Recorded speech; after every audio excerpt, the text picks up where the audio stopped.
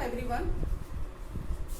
Today we are going to discuss second part of chemical reaction and equation. This is from chapter 1 class 10. Characteristic of chemical reaction. The conversion of reactants into products in a chemical reaction is often accompanied by some features which can be observed easily.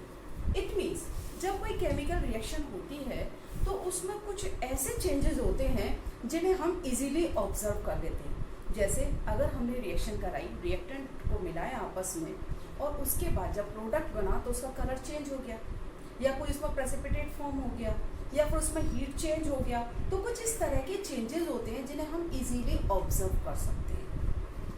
The easily observable changes which takes place as a result of chemical reactions is known as characteristic of chemical reactions. ये जो changes हैं जिनसे easily जिन्हें हम observe कर लेते हैं which takes place as a result of chemical reaction, यानी कि जो चेंज होते हैं केमिकल रिएक्शन होने के बाद जिनसे हम केमिकल रिएक्शन को रिकॉग्नाइज्ड कर सकते हैं, तो इनको हम बोलते हैं characteristic of chemical reaction. The important characteristic of chemical reactions are number 1 evolution of a gas. जब हम कोई रिएक्शन कराते हैं और उसमें गैस इवॉल्व होती है तो हम ये कह सकते हैं कि हम उस रिएक्शन को इवोल्यूशन ऑफ गैस के अकॉर्डिंग पहचान सकते हैं। Just for example, example 1, when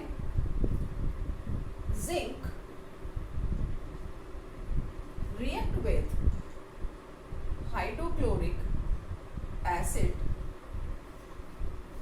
give rise Zn chloride plus hydrogen gas।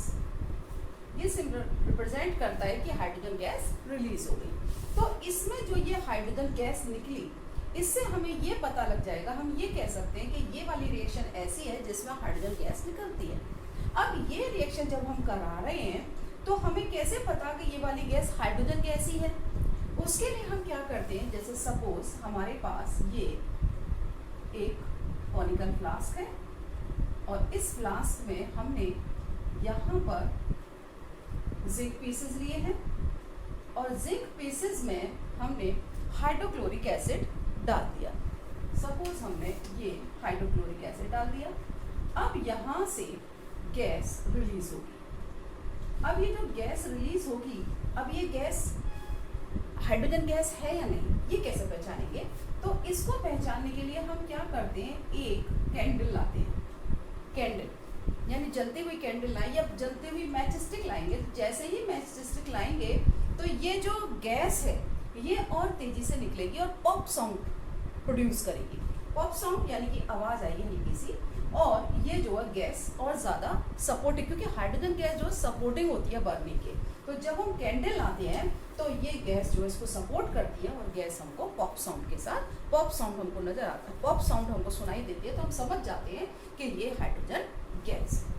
इस तरह से हम हाइड्रोजन गैस को डिटेक्ट कर सकते हैं। तो फर्दर ये हम कहेंगे कि इस रिएक्शन को हम हाइड्रोजन गैस के इवोल्यूशन से पहचान सकते हैं।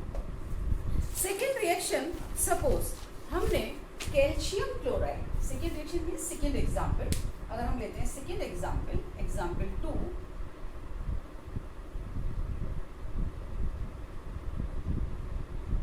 एग्जाम्पल 2 अगर हम लेते हैं, जैसे calcium carbonate react with hydrochloric acid, it give rise calcium chloride plus CO2 plus H2। अब यहाँ पर ये CO2 गैस रिलीज हुई। अब इस CO2 गैस को हम कैसे पहचानेंगे? देखिए, हमने इसको टेस्ट ट्यूब में गर्म किया, कैल्शियम कार्बोनेट को, उस टेस्ट ट्यूब में कैल्शियम कार्बोनेट लिया, उसमें हमने हाइड्रोक्लोरिक एसिड डाला। जब हम हाइड्रोक्लोरिक एसिड डालेंगे तो उसमें से गैस प्रोड्यूस होगी। उस गैस को हम डिलीवरी ट्यूब से दूसरी टेस्ट ट्यूब में ले जाएंगे जिसमें लाइम वाटर भरा हुआ होगा। अगर लाइम वाटर से इस गैस को पास करते हैं और लाइम वाटर मिल्की हो जाता है तो वी कैन से कि जो गैस प्रोड्यूस हो रही है that is carbon dioxide gas. Anybody tell? ये Ca के साथ हमने 2 Cl2 क्यों लगाए, जिंक के साथ हमने 2 Cl क्यों लगाए? क्यों? क्योंकि यहाँ पर जो ये कैल्शियम है इस पर 2 पॉजिटिव चार्ज है और Cl पर 1 नेगेटिव चार्ज होता है, तो इसलिए हमें ये बैलेंस करने के लिए कैल्शियम के 2 पॉजिटिव चार्ज तो हमको 2 Cl लगाने होंगे, इसलिए इसका फॉर्मूला हुआ CaCl2। अब देखिए अगर हम कि यहाँ रिएक्टेंट और प्रोडक्ट कैसे कैसे हैं, देखिए यहाँ पर कैल्शियम 1 है, यहाँ भी कैल्शियम 1 है, यहाँ पर कार्बन 1 है, यहाँ पर भी कार्बन 1 है, यहाँ पर हाइड्रोजन के 2 हैं, ये जो 2 लगा हुआ है ये दोनों के लिए हाइड्रोजन के 2 हैं, तो यहाँ पर भी हाइड्रोजन के 2 हैं, राइट। और यहाँ पर Cl के 2 है तो देखिए Cl के 2 आ गए, तो इसका मतलब हम कह सकते हैं रिएक्टेंट और प्रोडक्ट दोनों साइड में एटम्स जो है नंबर ऑफ एटम्स वो सेम है। ऊपर वाली रिएक्शन में अगर हम देखेंगे तो यहाँ देखिएगा जिंक क्लोराइड, मैंने आपको बताया क्योंकि जिंक की 2 पॉजिटिव वैलेंसी होती है इसलिए यहाँ पर हमने क्लोरीन 2 लिए हैं। अब यहाँ पर देखिएगा ये 2 हाइड्रोजन है तो यहाँ हाइड्रोजन गैस रिलीज हो गई, यहाँ पर 2 Cl है तो ये आ गए देखिए Cl2, Zn 1 है तो Zn 1 है, तो हम कह सकते हैं कि जितने रिएक्टेंट की साइड नंबर ऑफ एटम्स है उतने ही प्रोडक्ट की साइड नंबर ऑफ एटम्स है। इट मीन्स जो ये मैंने दोनों रिएक्शंस लिखी हैं ये रिएक्शन बैलेंस्ड है। बट फर्दर जैसे ही हम आगे अगली वीडियो में बैलेंसिंग सीखेंगे, ठीक है, अभी हम इनको सिर्फ कैरेक्टरिस्टिक पढ़ रहे हैं रिएक्शन की, तो रिएक्शन की कैरेक्टरिस्टिक ये है कि हम इसको इवोल्यूशन ऑफ गैस से पहचानेंगे। हम जैसे ही जिंक के पीसेस में HCl डालेंगे हाइड्रोजन क्लोराइड, हाइड्रोजन गैस निकलेगी तो हमें पता लग जाएगा कि ये जो है गैस से हम इसको पहचान सकते हैं रिएक्शन को। दूसरी हम इसमें कार्बन डाइऑक्साइड निकलेगी तो हम पहचान सकते हैं कि ये रिएक्शन जो है हम इसको आइडेंटिफाई कर सकते हैं इवोल्यूशन ऑफ गैस से। सेकेंड कैरेक्टरिस्टिक है formation of precipitate. Formation of precipitate में हम एग्जाम्पल लेंगे, एग्जाम्पल 1,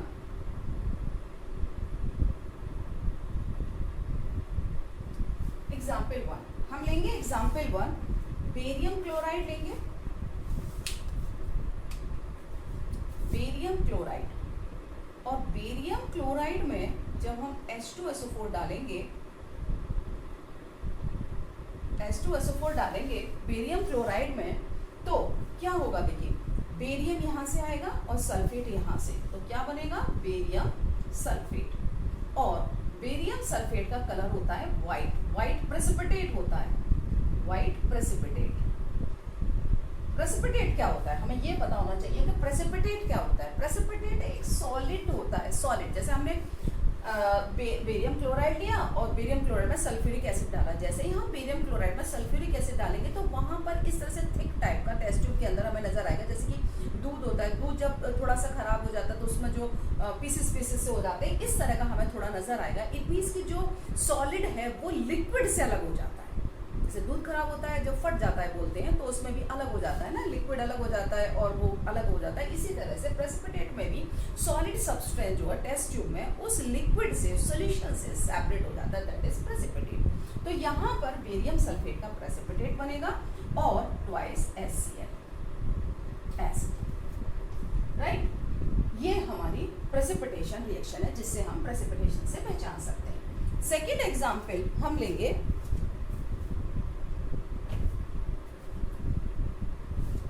सेकेंड एग्जाम्पल हम लेंगे लेड नाइट्रेट, एग्जाम्पल 2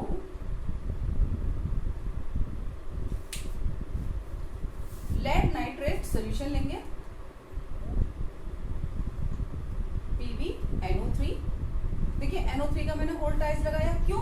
क्योंकि NO3 के ऊपर 1 नेगेटिव चार्ज होता है और Pb के ऊपर 2 पॉजिटिव होता है, तो बैलेंस करेंगे तो इसलिए हम NO3 के 2 लगाएंगे। PbNO3 plus Ki potassium iodide. जब हम लेड नाइट्रेट के अंदर, PbNO3 क्या है? लेड नाइट्रेट है। लेड नाइट्रेट के अंदर जब हम पोटेशियम आयोडाइड डालते हैं तो यहाँ पर बनेगा लेड आयोडाइड, और क्योंकि लेड Pb की वैलेंसी 2 होती है पॉजिटिव, तो हमें आयोडीन की, क्योंकि नेगेटिव 1 होती है तो हमें आयोडीन के 2 लगाने पड़ेंगे, और यहाँ पर 1 है तो हम यहाँ पर 2 लगा देंगे, राइट। तो ये बन जाएगा PbI2। अब PbI2 के बाद में बचा क्या, यहाँ पर देखिए K2 और NO3, तो ये बनेगा 2KNO3। ये कुछ अलग नहीं होता है, जब हम टेस्ट ट्यूब में वर्क कर रहे होते हैं तो उसी के अंदर होता है, ये सोल्यूशन हो जाता है और ये प्रेसिपिटेट हो जाता है, और ये जो प्रेसिपिटेट होता है that is yellow in colour, yellow colour का होता है। तो इस तरह से हम कह सकते हैं कि जब रिएक्शन में प्रेसिपिटेट आता है, सपोज हमने रिएक्शन कराई लेड नाइट्रेट और पोटेशियम हाइड्राइड की, हमने लेड नाइट्रेट के अंदर पोटेशियम हाइड्राइड डाला, दोनों ही सॉल्यूशन है, दोनों को वाटर में मिला रखा है और दोनों ही पहले कलरलेस है, दोनों कलरलेस है, दोनों को मिलाते हैं तो एकदम से येलो कलर का थिक प्रेसिपिटेट बन जाता है, सॉलिड है जो सेपरेट हो जाता है सॉल्यूशन से। तो हम पहचान सकते हैं कि इस रिएक्शन को हम प्रेसिपिटेट से आइडेंटिफाई कर सकते हैं। कैरेक्टरिस्टिक क्या है इसकी, precipitation, formation of precipitate. Now next, change in colour. Change in colour, change in colour, change in colour में हम क्या लेंगे, चेंज इन कलर में लेंगे हम कि हमारे पास एग्जाम्पल 1 हमने लिया, हमारे पास पोटेशियम परमैंगनेट है, पोटेशियम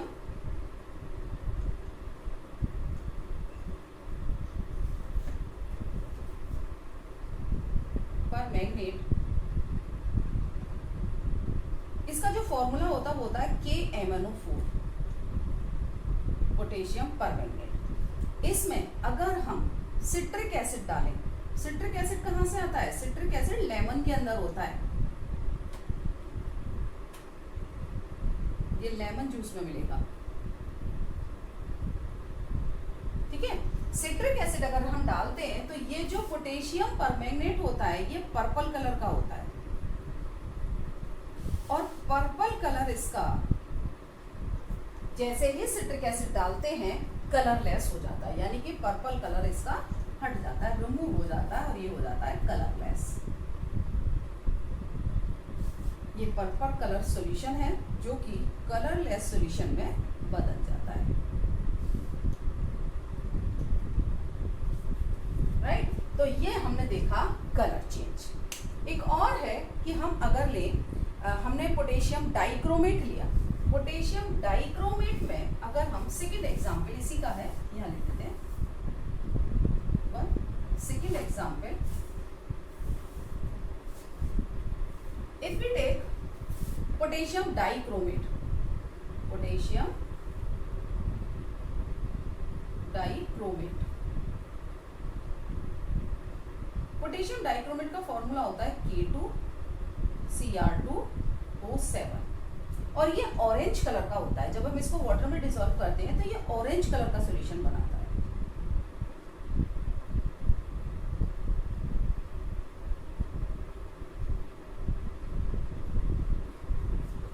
अब अगर हम इसमें सल्फर डाइऑक्साइड गैस पास कर दें तो ये जो ऑरेंज कलर है वो ग्रीन कलर में बदल जाता है, ग्रीन कलर सॉल्यूशन।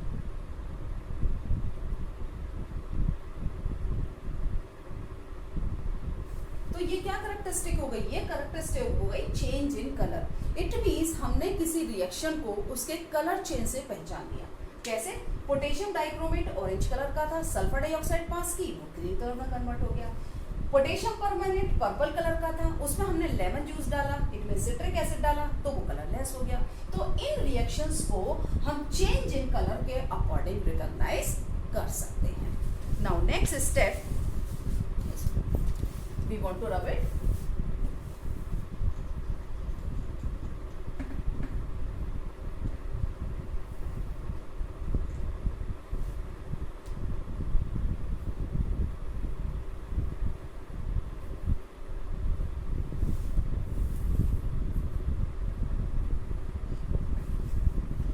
नेक्स्ट है change in temperature, right. Change in temperature के according example 1, change in temperature में, चेंज इन टेम्परेचर के लिए हम लेंगे दो तरह की रिएक्शन होती है, एक तो एक्सोथर्मिक होती है, एक्सोथर्मिक, और एक होती है एंडोथर्मिक। पहले हम एग्जाम्पल लेते हैं एक्सोथर्मिक रिएक्शन की। एक्सोथर्मिक रिएक्शन होती है जिनमें हीट इवॉल्व होती है, यानी कि हीट रिलीज होती है, हीट निकलती है जिनमें। तो उन्हें हम कहते हैं एक्सोथर्मिक रिएक्शन। हम यहाँ एग्जाम्पल लेंगे कि हमने अगर कैल्शियम ऑक्साइड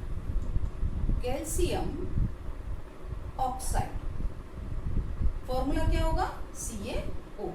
कैल्शियम ऑक्साइड में अगर हमने पानी डाला, कैल्शियम ऑक्साइड को हमने पानी में डाला, पता है जब ये ग्लेज एरिया वगैरह में देखा होगा कि हम व्हाइट वॉश करते हैं, तो व्हाइट वॉशिंग में क्या करते हैं कि पहले एक बाल्टी ले लेते हैं, उसमें ये कैल्शियम ऑक्साइड होता है, उसमें वाटर मिला देते हैं, और वाटर मिलाने के बाद या फिर वाटर की हम पूरे बाल्टी को भर लेते हैं और उसमें कैल्शियम ऑक्साइड डालते हैं, तो बहुत तेजी से आवाज़ निकलती है, हिजिंग साउंड निकलती है और टेम्परेचर इंक्रीज हो जाता है। इट मीन्स बाल्टी एकदम गर्म हो जाता है, पानी जो होता है वो गर्म हो जाता है। तो क्यों? क्योंकि यहाँ से हीट रिलीज हुई, और हीट रिलीज होकर के क्या बनता है, कैल्शियम हाइड्रोक्साइड बनता है। और यहाँ लिखेंगे हम हीट, जिससे हमें ये पता लग गया कि इस रिएक्शन में हीट रिलीज हो रही है। ये क्या है, कैल्शियम ऑक्साइड, ये क्या है, कैल्शियम हाइड्रोक्साइड।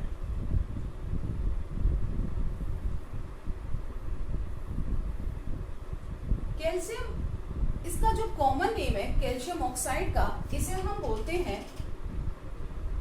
ये तो कहलाता है स्लैक्ड लाइम और ये कहलाता है क्विक लाइम, और ये है स्लैक्ड लाइम। जनरली इसको बोलते हैं चूना। ये वही चूना है जो पान में लगा कर लोग लेते हैं, लेकिन कम क्वांटिटी में होता है। ये चूना बोलते हैं इसको, और ये है बुझा हुआ चूना, इसको बुझा हुआ चूना बोलते हैं। तो ये कैल्शियम हाइड्रोक्साइड बना लेता है, और ये जो रिएक्शन होती है इसमें हीट प्रोड्यूस होती है, यानी कि जिस बाल्टी में पानी है और उसमें हमने कैल्शियम ऑक्साइड डाल दिया तो बहुत तेजी से हिजिंग साउंड प्रोड्यूस होगी और बाल्टी का सारा पानी गर्म हो जाएगा। तो उसे हम कहते हैं हीट प्रोड्यूस होना। इट मीन्स हीट रिलीज हो रही है, और ये रिएक्शन जो है वो एक्सोथर्मिक रिएक्शन। एक रिएक्शन और है, अभी हमने की है दूसरे उसमें इवोल्यूशन ऑफ गैस में, जैसे जिंक। एग्जाम्पल 2, जिंक है, जिंक पीसेस में अगर हम हाइड्रोक्लोरिक एसिड डाल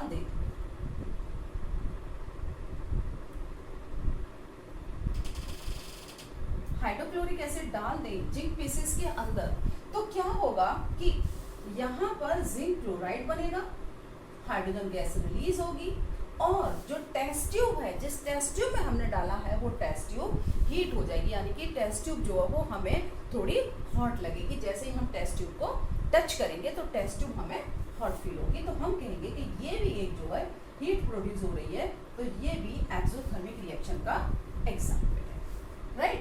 तो ये दोनों एग्जाम्पल हमने दिए एक्सोथर्मिक के। अब हम एग्जाम्पल देंगे एंडोथर्मिक के।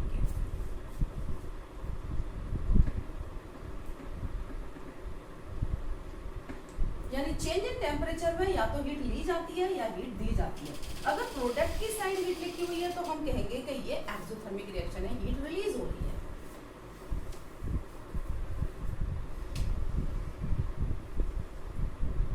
Example 2, endothermic reaction.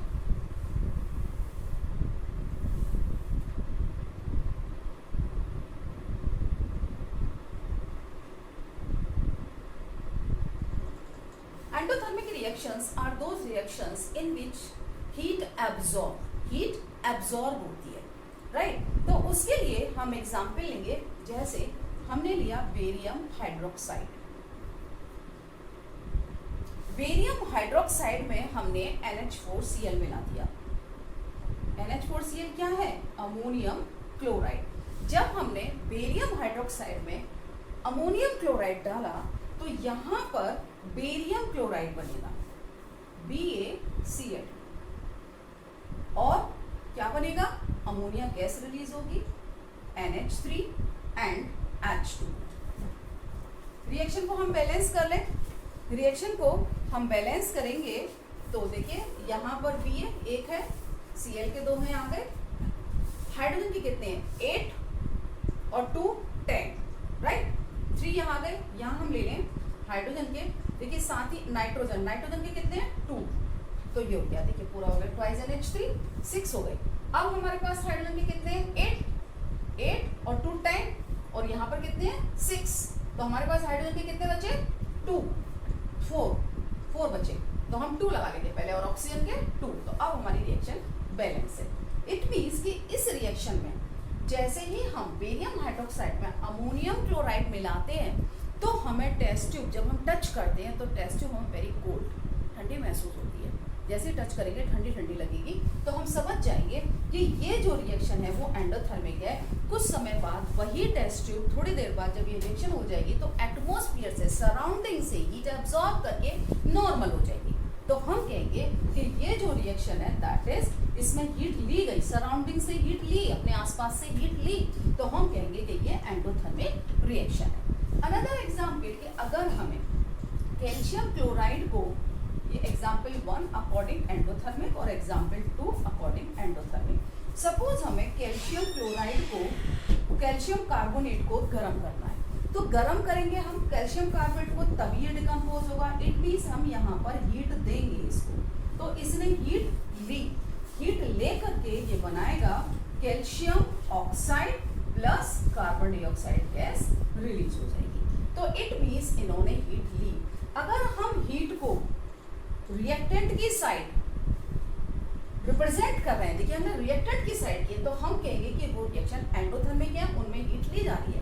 और जब हम जब हम हीट को प्रोडक्ट की साइड लिखेंगे तो हम कहेंगे कि हीट रिलीज हो रही है, वो एक्सोथर्मिक रिएक्शन। तो हमने पहले एक्सोथर्मिक रिएक्शन के एग्जाम्पल किए, अब हमने एंडोथर्मिक रिएक्शन के एग्जाम्पल किए, राइट। नाउ नेक्स्ट है change in state. Change in state कैसे पता करेंगे? देखिए change in state, change in state में हम लेंगे बर्निंग कैंडल, राइट। कैंडल जब हम बर्न करते हैं, बर्निंग कैंडल, क्या होगा? ये क्या है? सॉलिड है, वैक्स सॉलिड है, ये मेल्ट होगा, मेल्ट होने के बाद क्या बनेगा? लिक्विड बनेगा प्लस गैस। क्या होगा? इस एक तो वाटर प्रोड्यूस होगा जो कि इवेपोरेट हो जाता है, गैस बनती है कार्बन डाइऑक्साइड गैस जो कि रिलीज हो जाती है। तो और जो थोड़ा बहुत वैक्स होता है वो नीचे हमें मिल जाता है। कैंडल बंद होने के बाद आसपास थोड़ा सा हमें लिक्विड फॉर्म में नजर आता है वैक्स। तो इट मींस सॉलिड से लिक्विड में कन्वर्ट होना, that is change in state. और भी बहुत सारे एग्जाम्पल है। आपने आइस ली, आइस लेकर के थोड़ी देर एटमॉस्फेयर में रखी, वो मेल्ट हो गई, लिक्विड में कन्वर्ट हो गई, तो चेंज हो गई स्टेट। जब आइस थी सॉलिड फॉर्म में, चेंज हो गई लिक्विड में, तो वाटर बन गया। तो इस तरह से ये हम चेंज इन स्टेट के अकॉर्डिंग भी किसी भी रिएक्शन को पहचान सकते हैं। तो ये क्या है? ऑब्जर्वेबल चेंज, जो हम ऑब्जर्व कर लेते हैं केमिकल रिएक्शन के समय। तो हम कह सकते हैं कि ये रिएक्शन की कैरेक्टरिस्टिक है। किसी भी रिएक्शन को हम कैसे पहचानेंगे?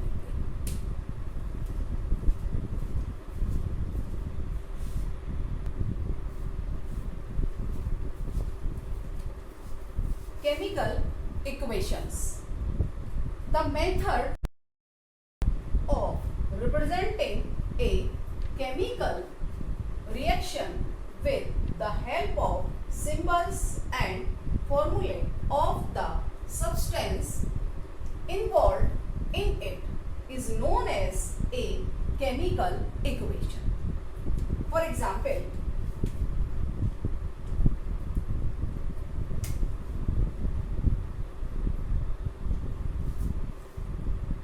when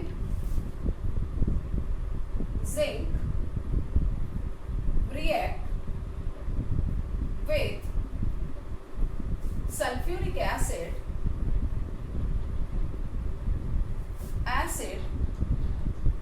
it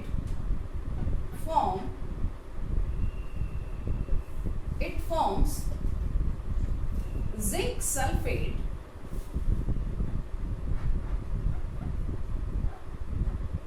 and release hydrogen gas. This is a statement. अब इस स्टेटमेंट को हम पहले बदलेंगे वर्ड इक्वेशन में, राइट। तो हमारी वर्ड इक्वेशन क्या होगी? Word equation means representation of reactant and product in form of words. Look, zinc plus sulfuric acid give rise zinc sulfate plus hydrogen gas. This is word equation. It means statement को हमने words में convert कर दिया. अब इस word equation को जितने भी substance या जो ये रिएक्टेंट और प्रोडक्ट दे रखे हैं इनको इनके सिंबल्स और इनके फॉर्मूले में चेंज करके जब हम लिखेंगे that is known as chemical equation. देखिए जिंक का सिंबल क्या होगा Zn. सल्फ्यूरिक एसिड का फॉर्मूला क्या होगा H2SO4.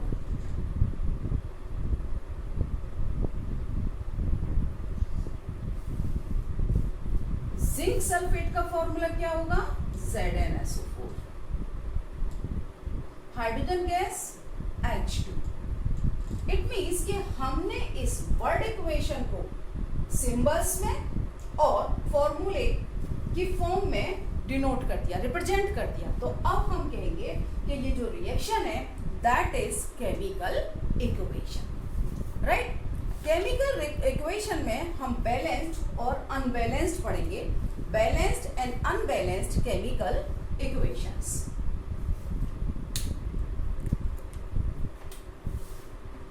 Balanced and unbalanced equation.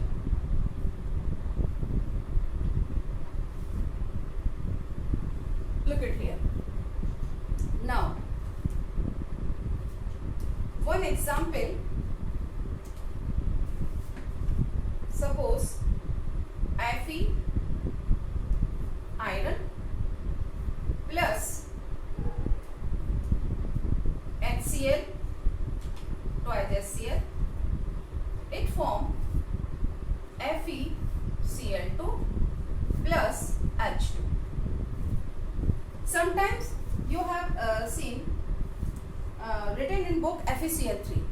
तो Fe दो फॉर्म में पाया जाता है, एक फेरस और एक फेरिक. जहां पर Fe की 2 पॉजिटिव होती है चार्ज या वैलेंसी, तो हम Fe के साथ 2 Cl जोड़ रहे हैं, तो ये कहलाता है फेरस क्लोराइड. और अगर यहाँ पर Fe के साथ 3 Cl जोड़ेंगे तो वहां पर आयरन का चार्ज होगा 3. फेरिक जब भी ज्यादा चार्ज वाला होता है वहां इक लगता है, कम चार्ज वाले में अस लगता है. तो ये हो गया फेरस और वो होगा फेरिक. राइट. तो यहाँ पर हमने क्या किया, हमने लिया कि ये आयरन से हमने इसकी रिएक्शन करा दी तो फेरस क्लोराइड बन गया और हाइड्रोजन गैस रिलीज हो गई. अब अगर हम यहाँ चेक करें तो आयरन 1 एटम है, तो यहाँ भी आयरन का 1 एटम है. यहाँ पर ये जो 2 लगा हुआ है स्टोमेटिक कोफिशिएंट बोलते हैं इसको, तो ये दोनों के लिए हाइड्रोजन के भी 2 हैं और Cl के भी 2 हैं. तो देखिएगा यहाँ पर Cl के जो 2 हैं वो ये आ गए Cl2, यहाँ पर H2 है तो यहाँ गए. तो it means number of atoms reactant side और प्रोडक्ट साइड सेम है. राइट. तो हम इसको कहेंगे कि ये रिएक्शन जो है कैसी रिएक्शन है, बैलेंस्ड इक्वेशन है. Balanced.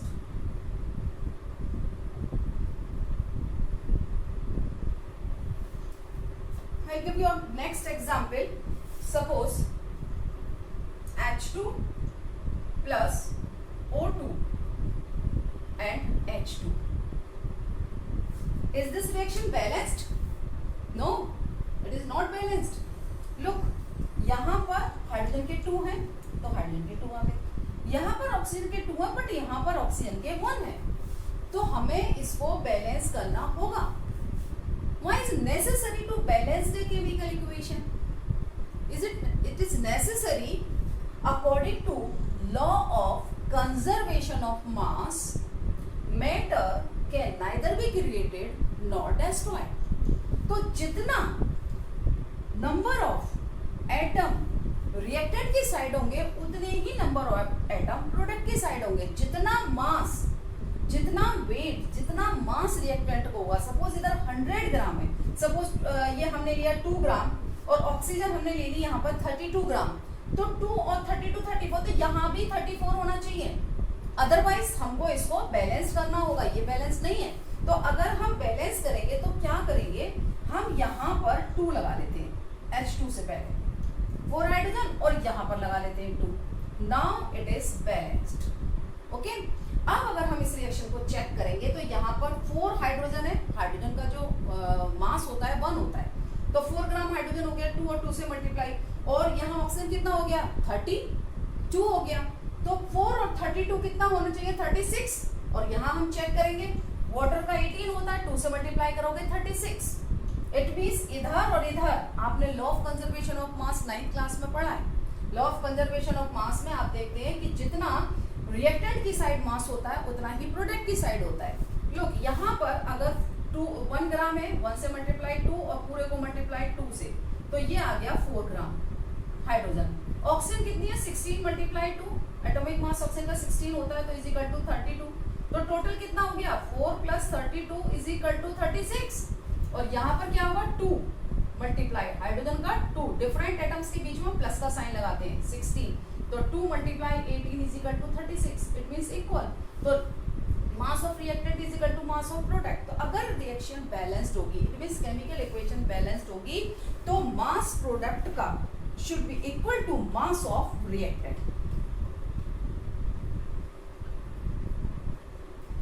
So this is a balanced equation.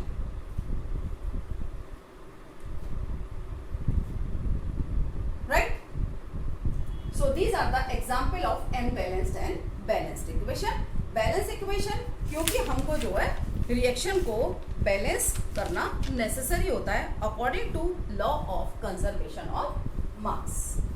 Next topic होगा to make equation more informative. अगर हमें रिएक्शन को ज्यादा इंफॉर्मेटिव बनाना है तो हम क्या करेंगे, हम उसके लिए कुछ पॉइंट्स डिसाइड कर देते हैं. जैसे कि हम फिजिकल स्टेट लिख दें किसी रिएक्शन के अंदर, जितने भी रिएक्टेंट और प्रोडक्ट है उनकी फिजिकल स्टेट रिप्रेजेंट कर दी जाए, फिजिकल स्टेट शो कर दी जाए, कौन सा सॉलिड है, कौन सा लिक्विड है, कौन सा गैस है, तो उससे हमें ज्यादा इंफॉर्मेशन मिलेगी. दूसरा, हम उसमें 1 by 1 लेते हैं. हम नंबर 1 सबसे पहले लेंगे to make equation more informative. To make equation more informative. Informative means कि हमको क्या इंफॉर्मेशन मिल रही है, हमें किसी भी इक्वेशन से क्या इंफॉर्मेशन मिल रही है. To make equation more informative क्या क्या करेंगे उसके लिए हम. Number 1 by indicating the physical state. हम इक्वेशन के अंदर फिजिकल स्टेट मेंशन कर देंगे by indicating the physical state of physical state of substance. Those are take part in chemical equation.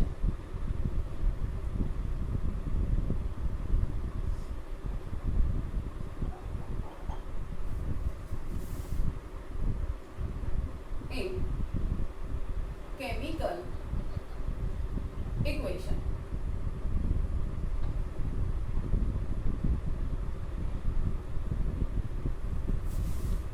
Suppose हम एग्जाम्पल लेते हैं. हमने लिया यहाँ पर एक एग्जाम्पल लिया, ZN ही ले लेते हैं. अभी तक हमने बहुत सारी रिएक्शन में यही यूज किया है. तो ये जो ZN है, जिंक कैसा होता है, सॉलिड होता है, तो इसके आगे हम यहाँ लिखते हैं सॉलिड. राइट? तो जिंक सॉलिड फॉर्म में, और H2SO4 जो सल्फ्यूरिक एसिड है, ये एक मिनरल एसिड है. मिनरल एसिड कौन से होते हैं, मिनरल एसिड वो होते हैं जिन्हें हम अर्थ से निकालते हैं. राइट? तो हम इसको सॉलिड फॉर्म में निकालते हैं, अर्थ से मिनरल की फॉर्म में, और इसको फिर वाटर में डिसॉल्व करते हैं और फिर हम इसका एसिड बनाते हैं. तो ये क्या हो गया, वाटर में डिसॉल्व हुआ, तो हम इसको आगे एक्वस. राइट? फिर बनाएंगे जिंक क्लोराइड. जिंक क्लोराइड, तो जिंक क्लोराइड कैसा होगा, जिंक क्लोराइड या जिंक सल्फेट जो भी बनेगा, अगर हम सल्फ्यूरिक एसिड से कराते हैं तो यहाँ जिंक क्लोराइड नहीं, जिंक सल्फेट बनेगा. तो जिंक सल्फेट जो बनेगा वो भी एक्वस होगा. ओके? और जो इससे हाइड्रोजन रिलीज होगी दैट इज गैस। तो हमें इसमें अगर हमें किसी इक्वेशन में ये फिजिकल स्टेट लिखी हुई है तो हमें ये इक्वेशन और भी ज़्यादा इंफॉर्मेशन दे रही है। हमें ये इंफॉर्मेशन दे रही है कि यहाँ पर ये सॉलिड है, ये एक्वस है यानी सॉल्यूशन बना हुआ है, ये भी सॉल्यूशन बना हुआ और ये गैस है।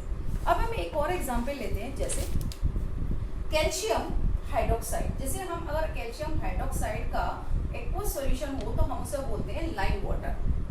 यह है calcium hydroxide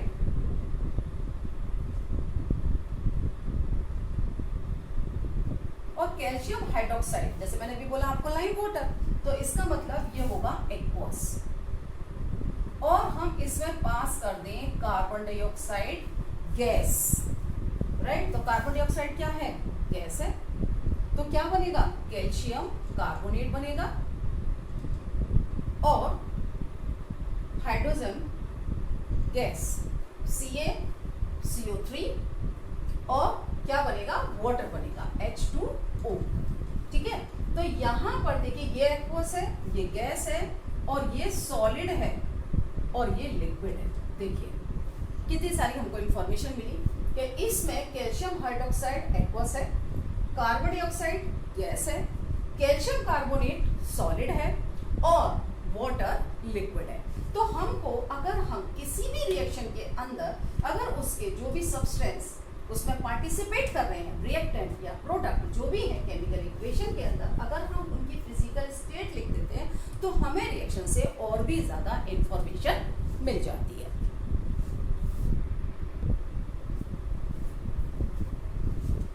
now second, by indicating the heat change taking place in the reaction। तो अगर हम ये शो कर दें कि इसमें हीट रिलीज हो रही है या एब्जॉर्ब हो रही है तो हम उसको आइडेंटिफाई कर सकते हैं कि ये रिएक्शन एक्सोथर्मिक है या फिर एंडोथर्मिक है। हम एक एग्जांपल लेते हैं, जो हम फूड खाते हैं और फूड का डाइजेशन होता है, क्या होता है? Glucose C6H12O6, it is glucose. जब इसमें ऑक्सीजन रिएक्ट करती है, जो हम रेस्पिरेशन से लेते हैं, तो क्या बनता है? 6CO2 plus 6H2O plus energy, यानी हीट रिलीज होती है, एनर्जी रिलीज होती है। तो ये कैसी रिएक्शन है? ये रिएक्शन है एक्सोथर्मिक। देखिए जब ग्लूकोज का डाइजेशन होता है ऑक्सीजन की प्रेजेंस में, इट मींस ऑक्सीडेशन होता है, तो ये रिएक्शन एक्सोथर्मिक होती है। इस रिएक्शन को हम बोलते हैं डाइजेशन ऑफ फूड या हम कहेंगे रेस्पिरेशन। तो ये एक एक्सोथर्मिक प्रोसेस है। इसके अंदर ऑक्सीजन ली जाती है और कार्बन डाइऑक्साइड निकाली जाती है। रेस्पिरेशन के थ्रू ऑक्सीजन लेते हैं, कार्बन डाइऑक्साइड बाहर निकाल देते हैं। ग्लूकोज का डाइजेशन हो जाता है जिससे एनर्जी रिलीज होती है। कार्बन डाइऑक्साइड गैस रेस्पिरेशन के थ्रू बाहर आ जाती है। वाटर मेटाबॉलिक एक्टिविटीज में काम आ जाता है और एनर्जी रिलीज हो जाती है। तो इट मींस कि इस रिएक्शन में एनर्जी रिलीज हो रही है। तो ये एनर्जी रिलीज हमको ये इंफॉर्मेशन दे रही है कि ये जो रिएक्शन है वो कैसी रिएक्शन है? ये रिएक्शन एक्सोथर्मिक रिएक्शन है। और भी हम दे सकते हैं, जैसे CH4 हाइड्रोकार्बन है मीथेन। मीथेन का अगर हम कंबशन कराएं ऑक्सीजन से, राइट, तो क्या बनेगा? एक तो बनेगी CO2 गैस और बनेगा वाटर। रिएक्शन को हम बैलेंस कर लेंगे, यहाँ पर 2 और यहाँ बनेगा CO2 और यहाँ 2H2। हाइड्रोजन के 4 कार्बन 1 और ऑक्सीजन के 4, तो ऑक्सीजन के 2 1 2 4 एंड प्लस हीट। तो इससे हमें ये पता लग रहा है कि ये रिएक्शन एक्सोथर्मिक रिएक्शन है, यानी मीथेन का जब हम कंबशन कराते हैं तो हीट रिलीज होती है, हीट एनर्जी के फॉर्म में, हीट एनर्जी। हाँ, फर्स्ट एग्जांपल में आपने देखा कि एनर्जी रिलीज हो रही है। मैंने बोला कंबशन में, पता है जाड़ों के दिनों में हम खाना क्यों ज्यादा खाते हैं? क्योंकि हमें बॉडी को थोड़ा सा हीट चाहिए होती है वार्म करने के लिए। तो कुछ तो एनर्जी चली जाती है हमारी बॉडी को वार्म करने के लिए और कुछ हमारी मेटाबॉलिक एक्टिविटीज के लिए, हमें वर्क करने के लिए चाहिए होती है, इसलिए हम जाड़ों में खाना ज्यादा खाते हैं। ओके ना, देखिए ये हमने मीथेन का कंबशन पढ़ा और मीथेन का कंबशन जो है वो भी एक एक्सोथर्मिक रिएक्शन है। अब हम ये देंगे कि कोई भी रिएक्शन के लिए क्या स्टेट जरूरी है, कंडीशन क्या जरूरी है। जैसे by indicating the conditions under which the reaction takes place. जैसे एक एग्जांपल लेते हैं KClO3 को जब हम हीट करते हैं तो ये KClO3 तब तक नहीं कोई प्रोडक्ट बनाएगा जब तक रिएक्शन नहीं होगी, जब तक हम इसमें MnO2 ना डालें। मैग्नीज ऑक्साइड, ओके, हीट करते रहेंगे लेकिन ये डिकम्पोज नहीं होगा। जब मैग्नीज ऑक्साइड डाल देंगे, मैग्नीज ऑक्साइड यहाँ पर कैटलिस्ट का काम करता है। अब बात ये है कि कैटलिस्ट आखिर होते क्या है? कैटलिस्ट वो सब्सटेंस होते हैं कि अगर हम उन्हें रिएक्शन के अंदर डाल दें, सपोज हमने KClO3 में MnO2 डाल दिया, तो वो रिएक्शन की स्पीड को बढ़ा देगा, रिएक्शन जल्दी से हो जाएगी, बट वो इसके साथ रिएक्ट नहीं करेगा, वो वैसा का वैसा ही रहेगा। वो रिएक्शन में रिएक्टेंट के साथ मिक्स नहीं होगा, वो वैसा का वैसा ही रहेगा, सिर्फ इसकी स्पीड को बढ़ा देगा। That known as catalyst. तो यहाँ पर ये कैटलिस्ट का काम करेगा, रिएक्शन को स्पीड बढ़ा देगा, और जब रिएक्शन की स्पीड बढ़ जाएगी तो ये रिएक्शन हो जाएगी ट्वाइस KCl और थ्राइस O2 बन जाएगा। तो यहाँ पर जब तक MnO2 नहीं होता, ये हम कहेंगे कंडीशन, कि जब तक हम ये कंडीशन नहीं देंगे ये रिएक्शन नहीं होगी। एक एग्जाम्पल और देखिएगा, द बेस्ट एग्जाम्पल, और ये आपको 12th में भी काम आता है।